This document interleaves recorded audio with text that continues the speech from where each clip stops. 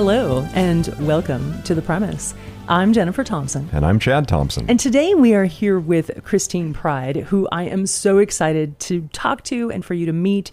She has so much experience in publishing and writing and editing and is just absolutely fantastic.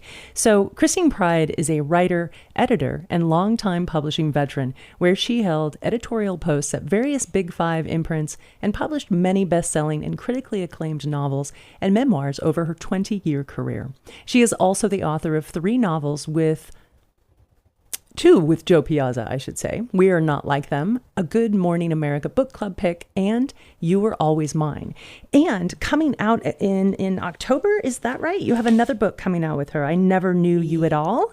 Exactly. Yeah, October 13th. That's very exciting. Frankly, I don't know how you do it all, but that is awesome. And then your solo debut, All the Men I've Loved Again, which we're going to talk about today. It was an instant USA Today bestseller. In addition to writing, she does select editorial work, proposal content development, and teaching and coaching and retreats. And we're going to dive right in. Christine, welcome to The Premise. Thank you. I'm so happy to be here. It's so fun when your bio is being updated in real time. I know, right? You're like, wait, I have another book. That's so cool. It's actually a little bit of a lie in my bio, too. I listened to you say 20-year career. Now it's more like 25-year career, but we can leave it at 20. That's fine. We don't have to keep updating that part. It's funny. It's like before 20, you sort of bump it up to 20. And then after 20, exactly. You just sort of leave it at 20. Like that's sort of the desired hotspot. Forever 20. Yeah. That is exactly right. Well, so this book just came out in paperback and it is so good. I absolutely love Cora. I love Nisha and Kim and all of the characters. I think especially I love Wes, and we'll get into who these people are. But tell us about this book. Yes. So this is a rom-com, a love story, and sort of in the second chance vein. So it's about a woman named Cora. And in college, in her early 20s, she dates 2 men. One is named Lincoln and one is named Aaron. And then life happens and twists and turns. As it does, yeah. As it does. And she finds herself dating the same 2 men back to back 20 years later. So it's about what happens during both of these scenarios in a dual timeline sort of scenario. And it's really about first love and, like I said, second chances. And it's very much a coming of age story, but with a love story backdrop, which ultimately asks the question, how do we know who's right for us and how does that change over time? And, sort of who we end up with. Yeah. Is going to be one of the most consequential developments in our lives. And Cora, really internalizes that and takes that choice very seriously, both in her 20s and her 40s. Cora is so fantastic. And it really is a coming of age story. We watch her come into herself and, work through her own insecurities. And it's also a love story, not just with her romantic relationships, but with her friends, these college friends who she meets and they just find each other. They find family in each other. And then her dad, who is just this amazing character who everyone wants Wes to be their dad. I guarantee it. And I just was so taken with the warmth in your writing and how well you bring us into these lives. Like you just drop us in and we just stay there. It's fun, it's funny, but we feel her insecurities. We've all been there. One of my favorite parts that I really resonated with was, and I can just imagine her reading teen magazine about, she's reading an article on how to keep a man, you got to laugh at their jokes and don't be too eager, show interest in his interest. And, she's just trying to figure out how to be in the world. It was the 90s after all. That's where we were getting all of our advice from 17 magazine. Exactly. And she has to learn to trust herself, but she has people to help her along the way. Oh, I love that. And, it's always so gratifying as a writer when a reader takes away or responds in the ways that you were so trying to get them to respond, these emotional touchstones and touch points. Because even though I set out to write a love story, even in the love stories I read, I don't like the soul kind of 100% all consuming focus to be this romantic connection, right? Mm-hmm. Because we all have so many different loves, so many different relationships in our lives, and they each are just as important and teach us just as much.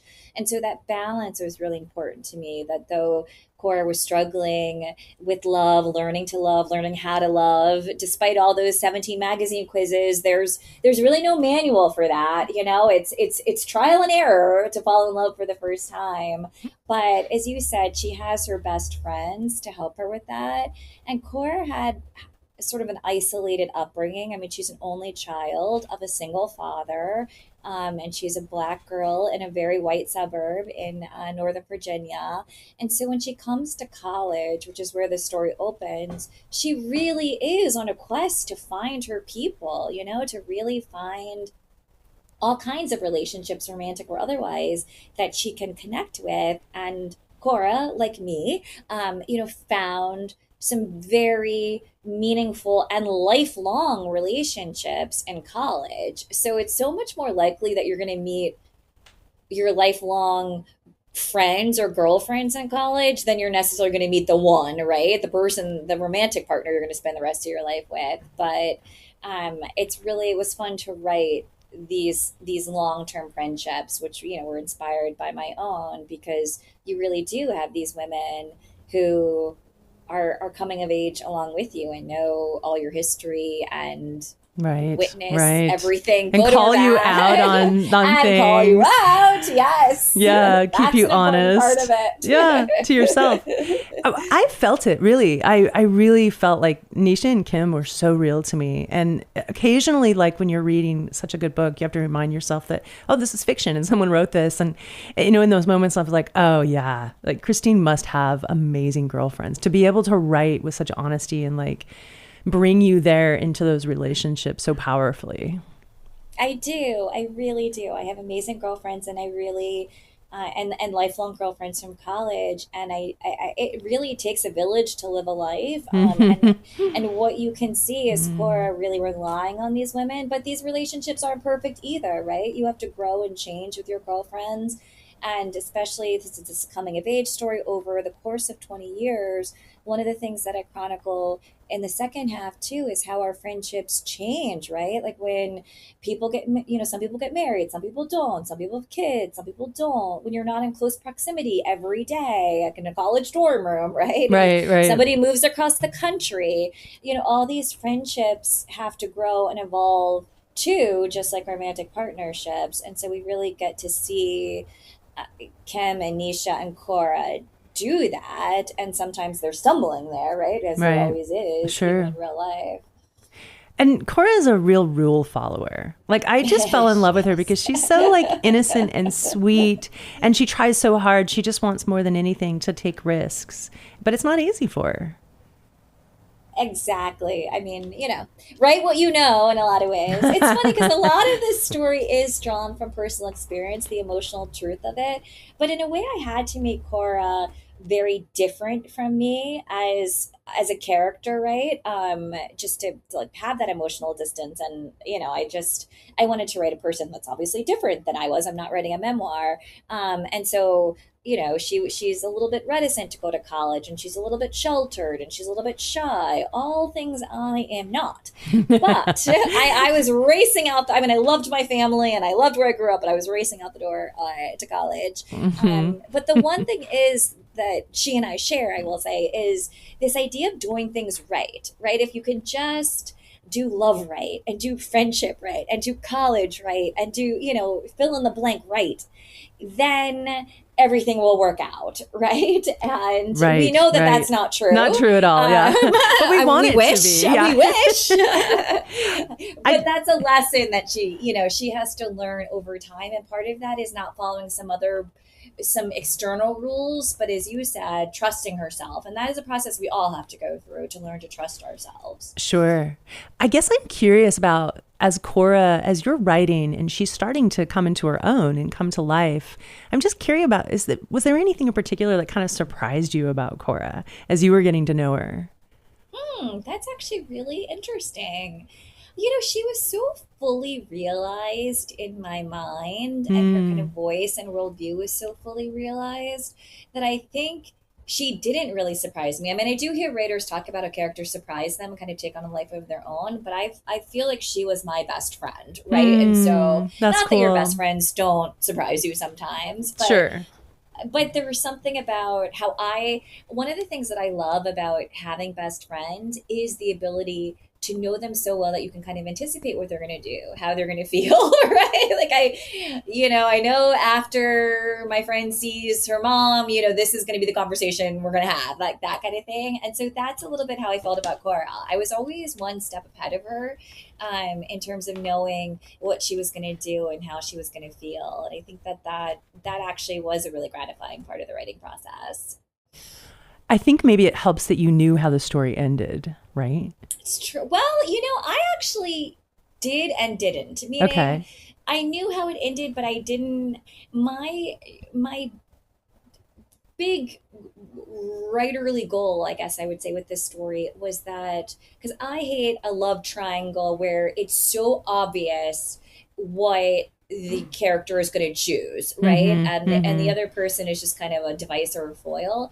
I really wanted it to be a nail biter, right? Why would Cora pick this person over this person? And for people to have strong opinions about that, even disagree with her choice or wonder about it or dissect it, right? Yeah. And so in that respect, I didn't want, and even in my mind, the ending to be so obvious so that at any given point, I was willing for the story to take another direction. And I think that helped keep me honest that both paths for her were viable. And I think that was a manifestation of her romantic relationships. But I was trying to say is we all have so many paths that are viable, right? That are not going to be so clear cut. Like the answer is A, go in that direction. That's where the trusting yourself comes in. And so I really wanted it to be sort of vague and tension building, I hope, that you don't quite know who she's going to choose, but then whether you disagree or agree with her choice, you sort of get it by the end. Oh, totally. Yeah. I mean, I found myself, and I'm sure you wanted this for me, being like, oh yeah, he's the one. Oh wait, no, he's the one. Yes, oh wait, exactly. Holy shit. Like, so like we're with her for sure. But that's great. I have to say, this is a really quick fun thing. I did a book club. I love to do book clubs. So if you want me to do a book club, call in and I come in. Yeah. Yes. Just, chat with people. But and so easy on Zoom. But I got on this big Zoom book club. There was probably like 20 members. But they had changed their Zoom boxes, their names in their Zoom boxes to Team Lincoln or Team Aaron for who they wanted Cora to end up with. Yeah. That's so cool. So I logged in and there was kind of a poll happening. Yeah. I want to know how many, was it pretty equal or? It was pretty equal. It was more equal than I thought it would be, right? I think it was probably like 65-35, but look, that's still, or maybe 60-40, but I'll take it. It wasn't 90-10. Yeah. Well, that's what you need. I wonder if like any of them, if it changed, like in the, during the book club conversation, like, you know what, I'm actually going to flip teams here.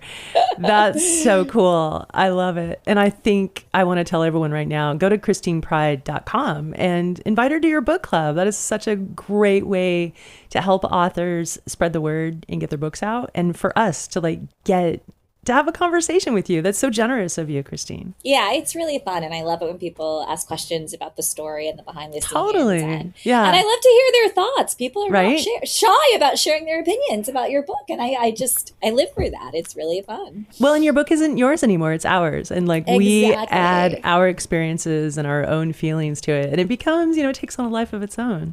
It really does. But it's such a good launching point for people to share their own stories. I've heard so many stories of people's second chance loves, and all of these like very dramatic twists and turns in people's lives. And that's fun too, to give, people, what is book club, but a chance to really talk about your own life and share your stories and dissect the gossip and talk about your friends, And who doesn't want to do that, right? Exactly. That's awesome. But I mean, we have to tell our listeners that, this idea came to you because it happened to you. Yes, so this is, like I said, very loosely drawn from personal experience. I was talking to a memoir writer yesterday. I also do some writing coaching, and she's like, "Well, I don't want to talk about this, and I don't want to talk about this, and I don't want to talk about this." And I'm like, "Maybe you don't want to write a memoir." Yeah, I was gonna say, what do you want to talk about? Yeah. Exactly. So, with that in mind, that was sort of my philosophy too. I had no intention of writing a memoir. It's just like kind of a crazy turn of events that I ended up dating these two men at two different times in my life. And it just, being a writer, even being a writer adjacent, like if I was still working full time at a publishing house, I would say to somebody, this is too good of a story or premise, right, to pass up. Totally. It Yeah. sounds fictional. Yeah, it doesn't even feel real. You're like, no way. Exactly. Come on. Like, who does that? And so I just had to write it. But like I said, I really wanted to make everything, different. And so, I mean, the same way kind of, We Are Not Like Them, which was Jo Piazza and I's first book together.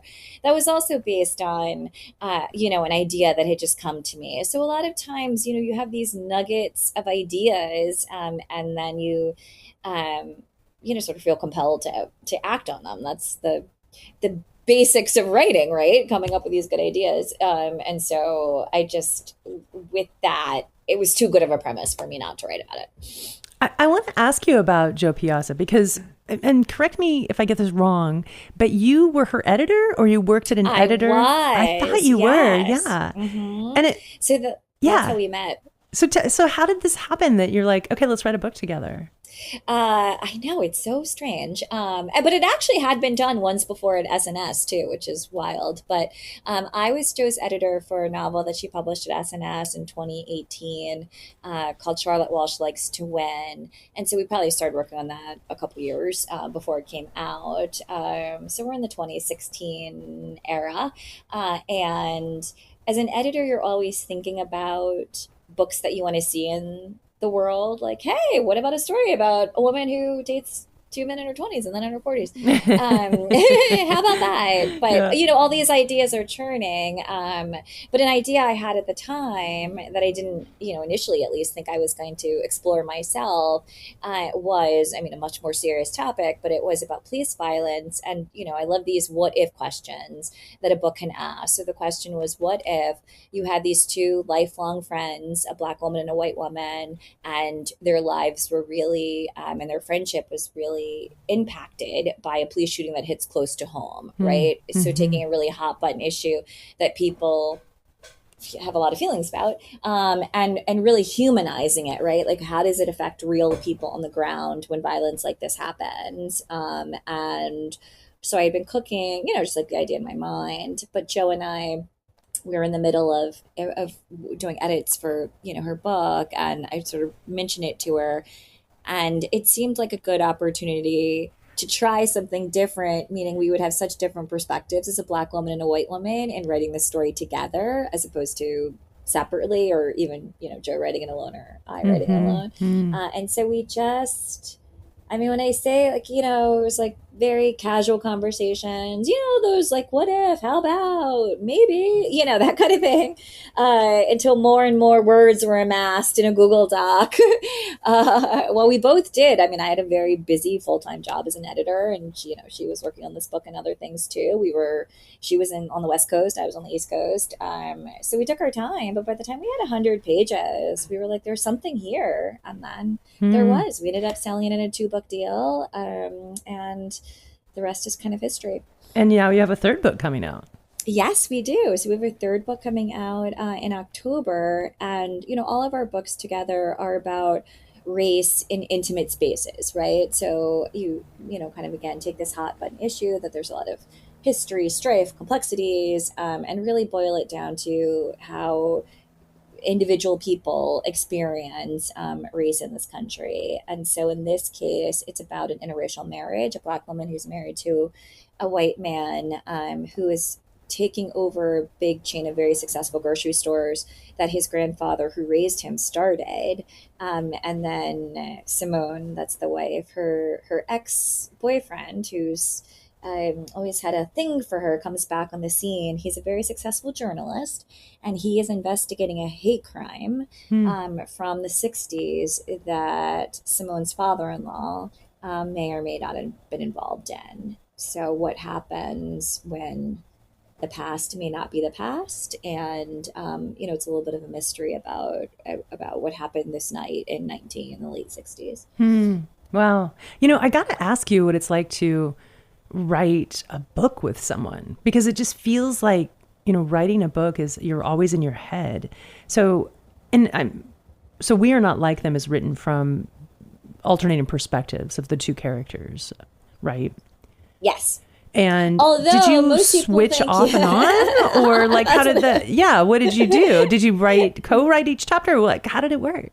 Yeah, that's most people assume that we were one voice or the other voice, but that wasn't the case. Yeah. I mean, for me, it was a much more natural evolution because I had been an editor for 20 years, and that is just a very collaborative, like you are in the page for rounds after rounds with the writer. So that spirit of collaboration and the process of it felt very natural to me. Right. And this felt like just more of an extension of that, that involved me actually pouring more words out from scratch, right, as opposed to massaging other people's words. Right.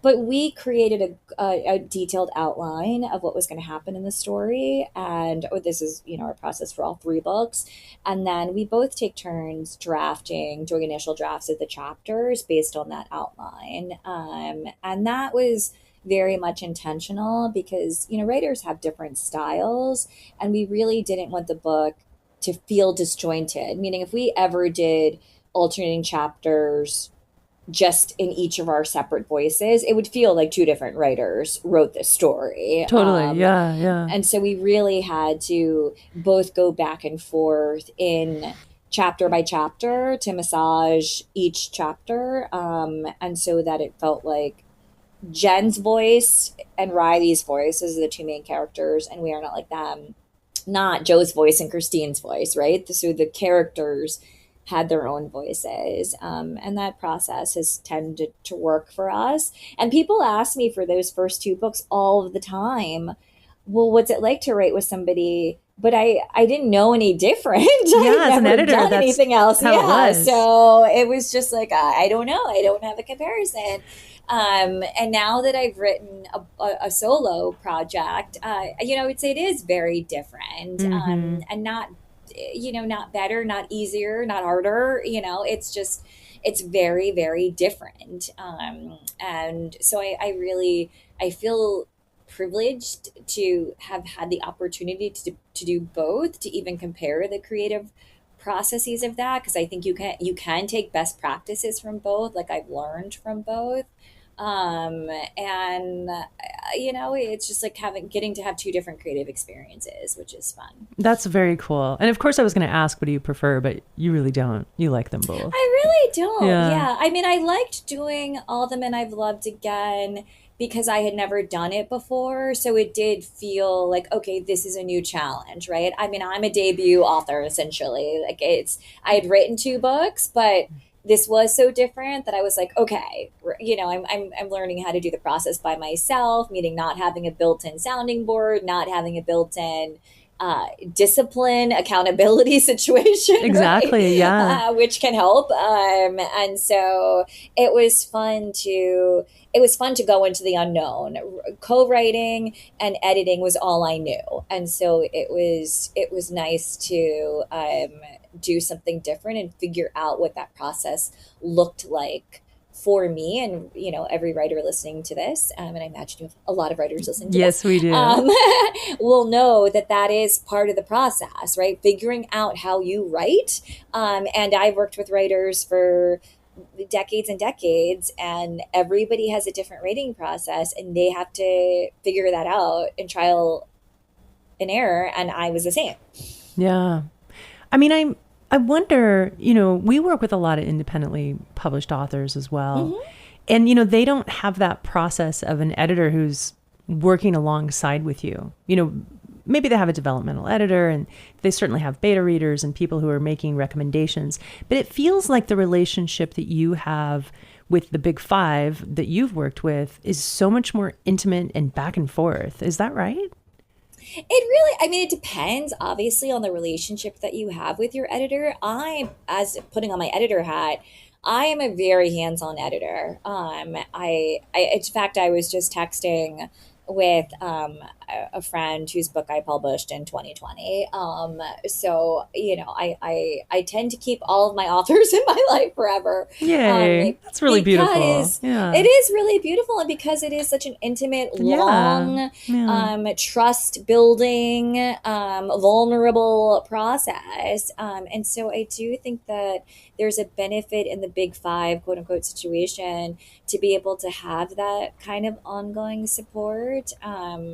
But editors move, they switch houses, they leave during processes. You might not have the same editor your whole career. You might have an editor that's as not as hands-on, or has a bigger workload, or any number of things I've heard from any number of authors. And so I don't know that I would automatically say that there's such an advantage in that way over independent authors. I think the trick is always to have trusted readers. I do not think Mm-hmm. that anybody can get a groundswell of reader strangers, Right. random people that don't know you across the country to read your work without first it going through some sort of beta focus group, developmental editor, or big five editor situation. And those all can look very different, but they all serve the same purpose. And they all give you reactions to your work, and that's vital at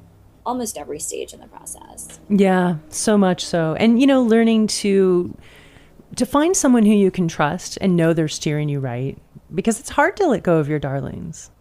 100%. We all have them. I've learned that I have them too. It's so funny, being an editor is like being a doctor, and then you become a patient and you're like, oh, I would never do that as a patient. Like, oh, whoops. Yes, I would. I do all the things too. But it really, and again, that's why you just need the feedback, but you also need to, the flip side of that is to also, you need to be able to learn to trust your authorial instincts. And that was Totally. something that I really learned writing on my own, is the training wheels come off, right? You don't have another person or even an editor, when you're drafting, right, to say, what do you think of this, or do you think this is even going to work? This might save me a week of work if we can just talk through whether this will work or not before I try it. But at some point, the independent nature of it is, helps you build that muscle of saying, no, like, this is going to work, or no, this is why I believe this should be this, or no, I made these choices for this reason. And that's a skill and a journey that is part of writing itself. And sometimes I see early writers doing a lot of, well, this person said this, and this person said this, and then my mom said this, and then my cousin said this, so what do I do? Exactly. Yeah. And Yeah. you can have trusted readers and great feedback and people that you trust. You cannot write a full book by focus group, For sure. by Yeah. everybody. One person is gonna like this and one person isn't. And so you do have to be able to settle those debates internally. Yeah. Yeah. Like you said, you have to learn to trust yourself. That takes time, I suppose. It does, and it's an interesting metaphor for Cora's journey too. I It think really that is. Yeah. there's a lot of manifestations in our lives of learning to trust yourself, and I Mm-hmm. think what I was trying to do in in All the Men I've Loved Again is show the manifestation, insofar that every person and every character is on a journey. The manifestation of that journey is, I'm going to trust myself to recognize that this is the love that I need. That Mm-hmm. whatever anybody else's opinion, whatever the history, whatever the facts, whatever the obstacles, this is what I believe in my heart I need to pursue, and to be able to trust that. But there's a lot of different outcomes of that, right? And the same for writing, right? I need to trust that I can do this. um is just as significant a journey, or I can trust that I can take this new job, or, Right. you know, Yeah. make Yeah. this new friend, or move to this new place. I mean, there's a Right. lot Yeah. of manifestations of that, but they all come back to learning, practicing, and growing and trusting yourself. Well, and Cora's willing to say no to things, which was really awesome, because a lot of times we struggle with saying no to things, even though we know I shouldn't do this, right? We do it anyway. And I felt like she got pretty good at saying, no, I'm not going to do that. Yeah, and you know, Cora, no spoilers, but Cora has to make a pretty big decision in her young life, right? Yeah. And you know, sometimes those moments hit us, whether we're young or any time in our lives, where we don't have the luxury necessarily of the focus group, of the feedback, of the this or that, because it's just too high stakes and too personal. And so then you're really digging deep to say, you know, what do I want and what am I going to do? And sometimes that those life experiences where you can make a decision for yourself helps you build that muscle, right? Like you've made a decision and you've done something for yourself, as far as chasing a dream or self-preservation or what have you, and that helps you see that you could do it again and again and again, It gets easier, and get right? stronger. Yeah. Yes, it gets Yeah. easier over time. And like anything else, you sort of have to do it. I mean, that's why I guess, you know, all the times that everyone over 40 tells somebody under 30, you know, just wait, you'll get better at this or understanding this, or but you can't obviously tell Yeah. young people what to do. No. Nor Yeah. nor should you use the word young people, because Right. nothing dates you like that. I remember being, you know, in my 20s and even early 30s, and people who were like wiser and older than me trying to give me advice, and me thinking, what is wrong with you? You know, like, I am so different than you. And now I'm like, oh, yeah, okay.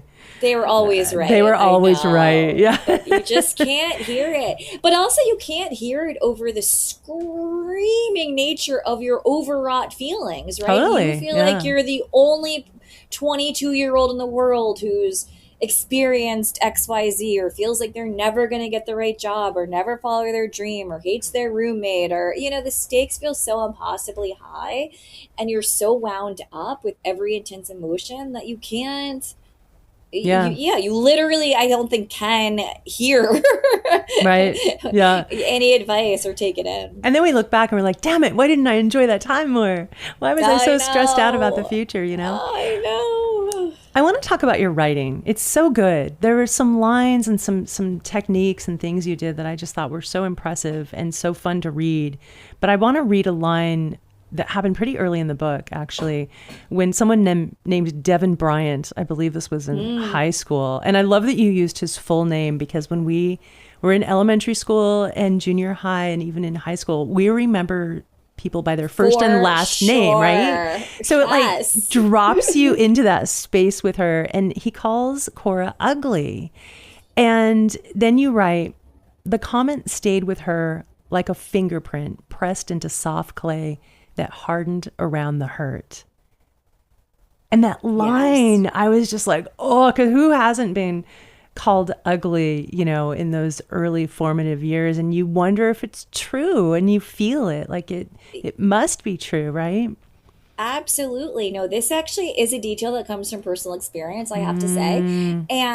But I think it's so, I wanted to include it because I do think it's so universal, meaning you're so impressionable between 6 and 16 or even 18, right? Where when you're trying to build a self-identity, who am I? Am I popular? Am I pretty? Am I smart? I mean, fill in the blank. Is my taste in music cool? Whatever. Yeah. Anything that contradicts that or tells you something about yourself, you take as pure fact, because there's nothing necessary to counteract that. Or when something's negative, it doesn't matter. Your mom could tell you you're beautiful all day long. It doesn't matter. Stranger that you're never going to see again after 5th grade or whatever, is somehow more of an authority. But I do think we have these defining sort of core childhood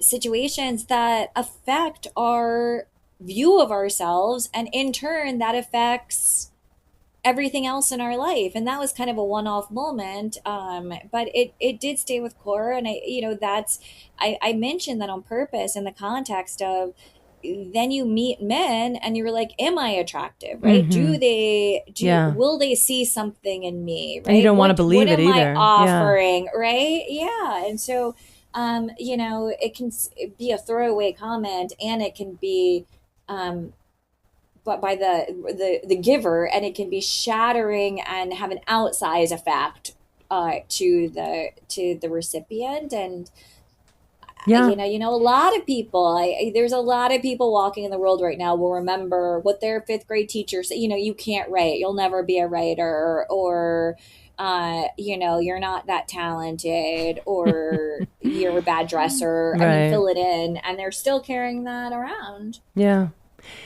I also really appreciated, bringing us into her perspective as being a Black girl in a very white, privileged space at, white boys at Prescott, and her wondering, is it because I'm Black?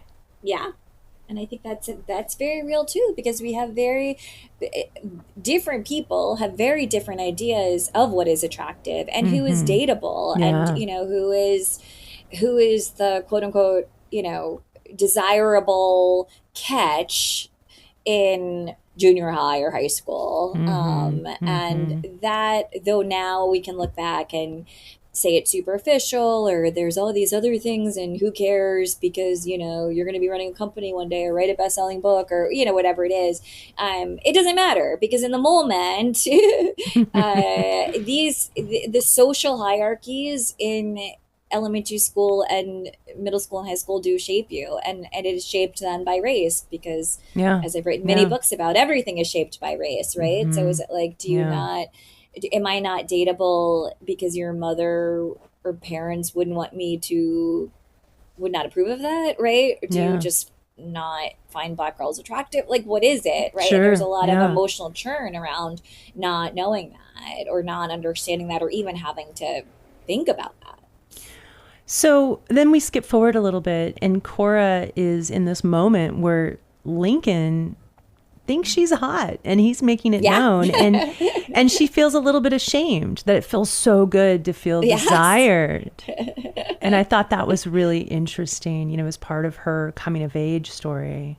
Yeah, I think it's like, you don't want to trust it. Cora has a lot of trust issues, right? So how can I trust this? How can I believe this? And if it anyway counters a narrative that I've heard before, you know what I mean? Then how do I really even understand what's happening here, in all ways, right? So when you fall in that kind of bewildering first experience of love, everything is so new, so intense, so unfamiliar. So, I mean, the hormones are real, right? So you feel physically like a crazy person. And, Cora is really disoriented by all of that, by, oh my gosh, what is happening here? And I think what I was trying to do is capture that kind of universal experience of first love, because you really did a good fall in love job like that again. Yeah. It's just, you can't do it again.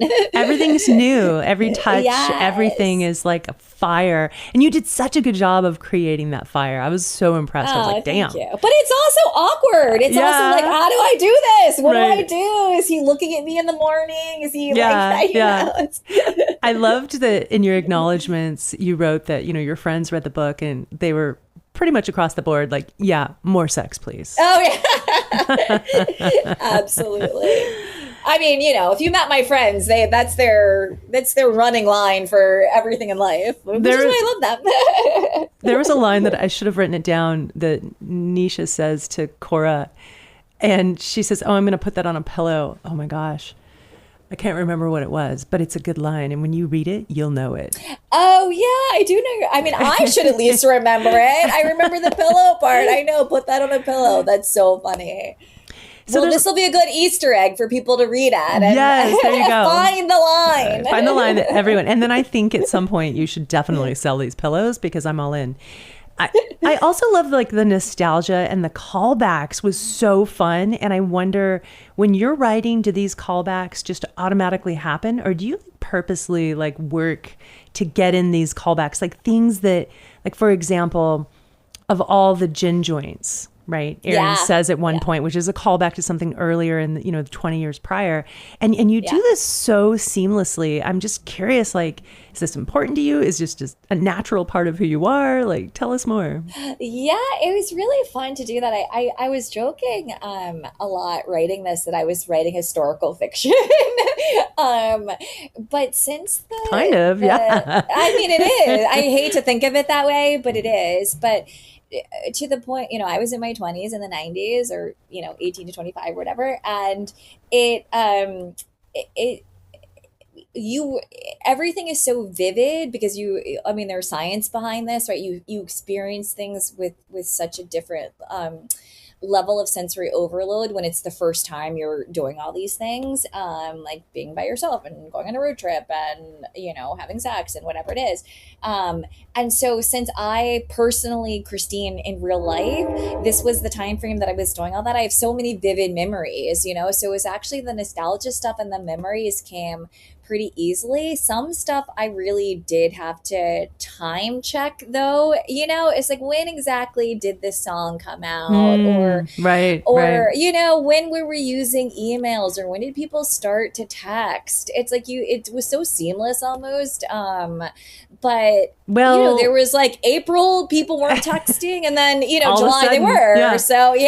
So it was like going back to figure out when those things happened. So that some of the nostalgia and some of these historical things were very specific, but also the nostalgia was a vibe. Like, for example, when you're in college, we couldn't find people on campus. You just went out and whoever was out at the bar or whatever was there. Now people don't have that. It's like, where everybody is on a location finder with a pen, but we just had message boards, and there's something just different about the way you communicate, or like going home for the summer or going on spring break. You weren't talking constantly, and that changed how your relationships developed and changed how you kept in touch with people. It's actually a miracle that any of us still have friends from college if we went before 2000, because it took so much more effort. You had to write letters or send postcards or but that's call the on the phone and pay long distance. It's like you cared that much to put in that much effort. Like you really cared. Like it's almost like we've become more insular because everything's too easy,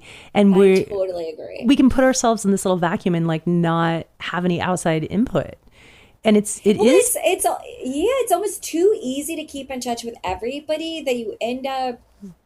It's a quality over quantity. You end up keeping in touch with a lot of people, but not in a real substantive way. You know, I mean, most people are talking you could talk to 50 people a day, but not have one real conversation. And I think that's bad. That is bad. Yeah. To come up with a very complicated writerly word, bad. I just do not think this is good for us as society at all. But I guess that's a different book.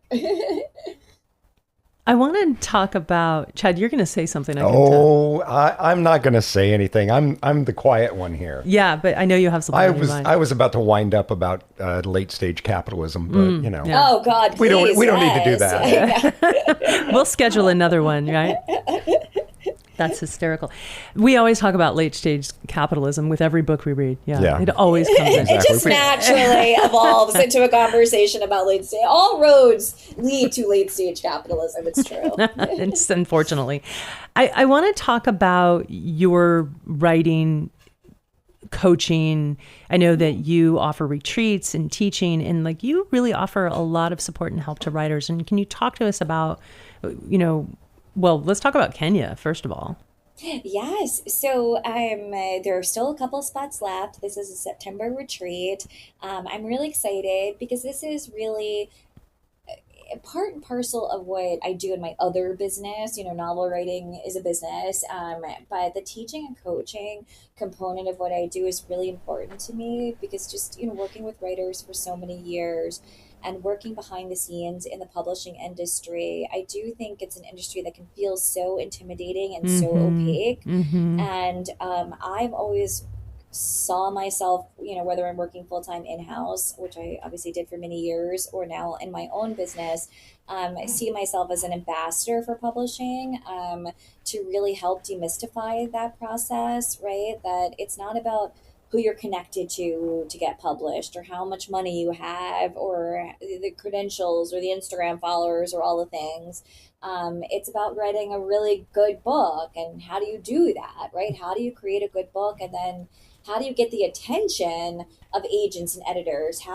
Do you speak their language? How do you present your idea in a way that is appealing to agents and editors? And sometimes that's a little bit different, right, than we normally think. It's sort of like taking a sales pitchy kind of class. But that is a part of being a writer today, right?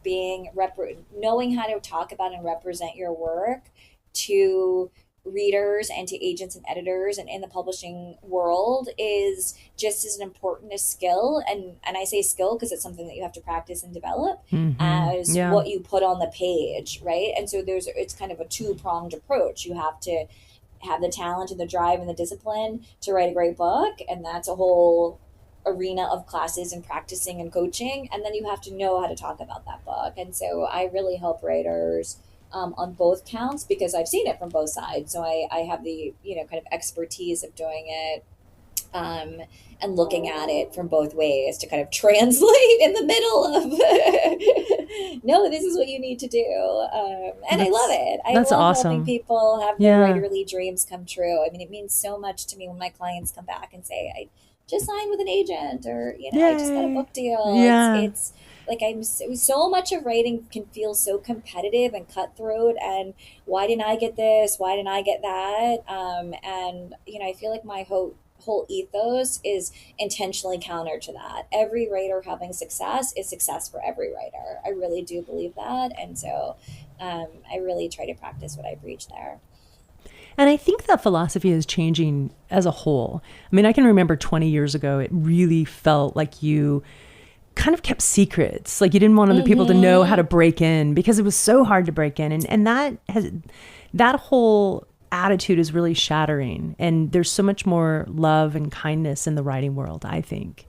I think that's true. I do think it does feel a little less cutthroat, but I mean, just because I spend a lot of time with writers, I do think that there is an emotional, personal emotional component that does feel like, why did they get this and why can't I? Like a code to crack. Or that something, they're better than I am for, and so much of this business, which is what I try to demystify for people, is about timing and luck and resources that, like there are things operating at so many different layers and levels in this business. And this would be a natural segue to late stage capitalism, that say business, that is going to be beyond your control. And so you really can't say, oh, they got a Reese, they were a Reese pick and I wasn't, and I'm going to be resentful of that or what have you, right? It's the fastest way to madness there is. But two, there's so much happening that all you can do is focus on writing the best book that you can write. Absolutely. And there's so much help out there that there didn't used to be. People like you who are doing retreats and who offer services and festivals and publishing conferences and all these tools that we can use to A, learn, but B, get the word out. And I think that's exciting. I think it is too. And I think people need to take advantage of these things. And again, I never want to tell people that they have to spend money to be a writer. But I will say that if you want to be published by a traditional publishing house, it is like being an elite athlete, right? So, LeBron James didn't become LeBron James. have to stop myself because I can't believe I'm actually using a sports analogy here. It's really, really, really off brand, but you know, the analogy does hold, in that you're trying to be an elite performer in an arena, whatever that arena may be. And in order to be an elite performer, that really isn't, you know, doesn't usually typically come down to, I'm just practicing on my neighborhood court and someone is going to discover me, right? There are typically it's a perfect coaches analogy. Involved, you know, extra practices, extra lessons, you know, some strength and conditioning training, all the things. And so writers who want to perform at that elite level have to invest in themselves in that level, and whether that's financial or not. But the investment is the key, you know, that I'm going to be willing to put my all into trying to make it in this industry that's really hard to make it in. And that's kind of what separates the writers who do quote unquote make it with the ones who don't, who underestimate a lot of times what it takes. That is a brilliant analogy. And I'm going to steal it if you don't mind. Please. That's so true. It's not trademarked. Not yet. Yeah, I mean, but I should, because late stage capitalism. There you go. Jump right in there. And then sue everyone. No, it's so true. But not us. Yeah, but not us. And it's important for people to hear, you know, in order to get to that place you want to be, you have to put in the work. And what are you willing to sacrifice to get there? Yes, absolutely. I mean, I have people who will just, you know, say, oh, I'm doing, you know, one draft and I got one beta reader and now I'm submitting. I'm trying, I'm querying and I'm like, you're what? Yeah. What? You know, and they'll say things like, well, just, you know, I'm going to see what the agents say. And I'm like, no, like, stop. Yeah. I'm throwing my arms up in the air. You can't see me. Like, stop. Because it's really, you never want to show an agent or anybody in publishing the work until it's your very best work. This is not I'm floating this to get some reactions. This is, I've written a masterpiece and here you go. I mean, has to be the kind of mindset of it. Totally. No, I mean, absolutely. And that happens. And then that's where people get their heart broken and they either feel disillusioned and give up, or they keep trying and they realize, okay, I need some help. Yeah, exactly. And that's the trying and the, you know, doing it over and over and over again. I wish writers talked more about all the books that they tried to sell that they couldn't. I agree. I do think sometimes it gets to the point where people feel a little bit ashamed about that, especially if they get published and it's not yesteryear, you know, it's like, oh, I got rejected a million times, but then I had a blockbuster #1 New York Times bestseller. But it doesn't matter. Getting published, period, is the thing, right? Is the elite thing to do, like our milestone. And so I do think it would be more transparent if people are like, I tried to query 3 books, or I tried to sell 4 books that were all rejected by publishers or editors before I sold this book. Let's all, I don't know how to start a hashtag, but hashtag, I don't even know if those are a thing anymore, but hashtag share your, you know, stories. Your failures, Yeah, share your failures, exactly. Well, you don't get to a win without failing a little bit. I mean, most people. There's some maybe, but Joey Day, looking at you. Yeah, that's true. I know you listen. Yeah, I don't know if you ever read the IQ series, Christine, but when we interviewed him on the podcast, he was like, oh yeah, you know, I wrote this book and I sent it to a friend and she sent it to her friend who was an agent. And, you know, I got the agent and then I got published. Oh, and we God, were just like, he's what? not allowed to tell that story. That's bad branding for the publishing. I will say, in his defense, he had been slogging it out for decades as a screenwriter. That's true. Got it. So he had time on task. He did, and he deserved that win. It's a great book. Oh, I'm so happy for him. I just, you know, you hear that one story and then everybody feels like they're that one story. Do you know what I mean? Like, well, why can't I do what he did? Well, and then that's such an exception. You think you're a failure because you didn't hit that like he did. But exactly. That's not how it works. Okay, but that's what I mean too by luck and timing. You know, I'm sure it was a great book, obviously too, but I mean, you can't be served by luck and timing if you don't have a quality product, but you also are served by luck and timing. He happened to know somebody, the timing is right. You know, Yep, I mean, exactly. things aligned in a way. And that's great for him, but that doesn't make what he did more special. You know what I mean? Like the talent was the talent. And so I think people have to keep that in mind so that they're open to their luck and timing happening in a different way.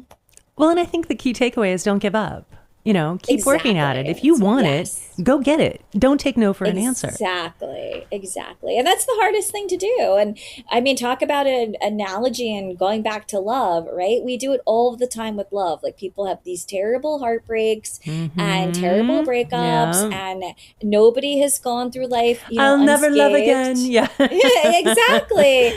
And then somehow, we find it within us to do that. And I think it's a similar kind of quality that whatever's propels us to give it another go, we have to be willing to have that same sense of resilience and optimism in other parts of our lives. I mean, one might be a little more biologically motivated. There might be some chemical things happening, but still, it's the idea of, okay, something devastating happened, be it a rejection for a book deal or a heartbreak or what have you. And, I'm still going to try to do the thing. And that's all we can do. And that's awesome. I have one final question for you. And it starts like this. Would you rather be transported back to one day of your choosing in the past or a random day in the future? Okay, I love this question. I don't know if you picked this or this is a standard. No, this is like verbatim stolen from your book. Oh, okay. I was like, I don't know if you know that this is I Love Would You Rather. And I wrote this. That's so funny. Oh my God. I was like, what a coincidence. I should have known. You've been a very close reader. But I do love Would You Rather. At this point, you know what? I think I would have a different answer on different days. But at this point, I'm feeling very nostalgic just in general. Like I'm feeling very reflective, and I would love to go back to a day in my past and draw some knowledge of myself now. Do you know what I mean? Like just be able to compare and contrast, like how much I have changed or how much my perspective has changed. I mean, it's so hard to know those things. And I think if I lived a day as me now, but 5 years ago or 10 years ago, that would be really illuminating in a lot of ways. And so I think I'd rather have that than, I don't know, the future feels really scary right now. So much.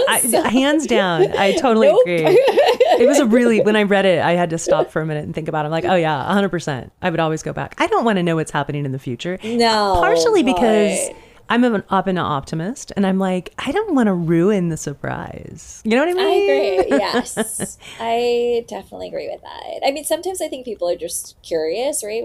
Sure. Yeah. And on a really bad day, right? That's why I was like, it might depend on the day. Because on a really bad day, you might be like, just get me out of here. I want to fast forward to what's next. I want to go into the future. I want to savor it. Yeah. And so, that could make a difference, the timing. But today is a day that I would go to the past. What about you, Chad?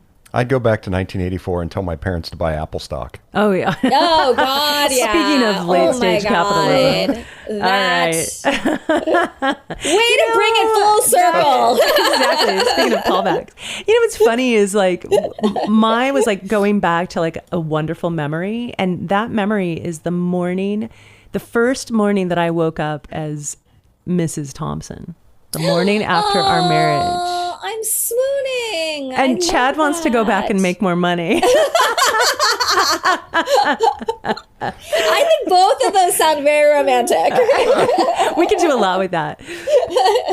Christine, thank you so much for being here today and just for giving us so much of your time and your generosity and for just being such a badass writer. You are amazing. And I cannot wait to go read all of your books. And oh my gosh. Yeah, and I can't wait for the next one, which again is I Never Knew You at All with Jo Piazza. And that's coming out in October 13th. Is that right? Yeah. Awesome. Yep. Mark your calendars, and look folks. For the paperback for All the Men I've Loved Again. It'll be out in, in it's out whatever now. bookstore you love to shop at. Your favorite indie store. But this buy local, buy often. Yes. Yes, exactly. But this is truly a treat. This was really such a fun conversation. And I love that you have this podcast and what you're doing for writers. Because, as we talk about resources, and community, right? Yes. Feeling like you're a part of a community. And I think podcasts like this and conversations like this help people feel that way. And it's so important today more than ever. So totally. I love the Premise podcast and what you're doing. And thanks for having me on. Thank you. Well, you can learn more about Christine at christinepride.com, and you can follow her on Instagram at cpride. Be sure to check out all of her writing resources and her upcoming retreats and all of the things. And of course, go buy All the Men I've Loved Again in paperback. You will love it. This has been another episode of The Premise. You can visit us online at thepremisepod.com and subscribe and rate or review The Premise wherever you get your podcasts. You can also follow me, your host, on Instagram at Jeniffer Thompson Consulting or on Facebook. And until then, we thank you for listening. Goodbye. Goodbye.